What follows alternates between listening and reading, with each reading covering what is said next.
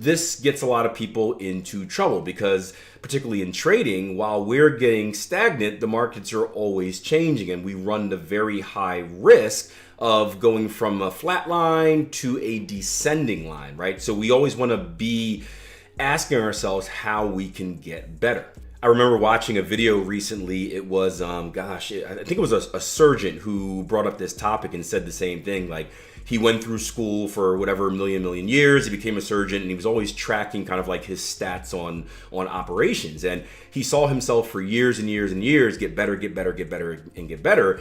And then there came a time where he just stopped getting better. He kind of went sideways. And at first, he didn't really think about it. He was like, whatever, I'm still good. But he started to think about his profession in another sense. See, this surgeon was also a tennis player, and he started thinking about like the top, let's put it, his tennis career was going the same way, right? He was doing well in tennis, and then he kind of just plateaued like many people do in sports.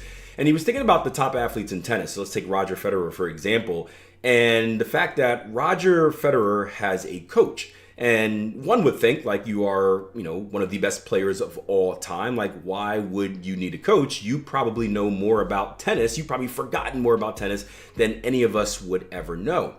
But the purpose of Roger Federer having a coach was to keep him on that linear path of progression. You see, the better you get, the harder it is to improve. And especially when you are the one doing all the things, you can't be self-aware of everything that you're doing wrong because you don't really watch yourself with the same objective view that someone else would. So why he had a coach was to simply observe, for someone outside of him to give him feedback. And the surgeon did the same thing.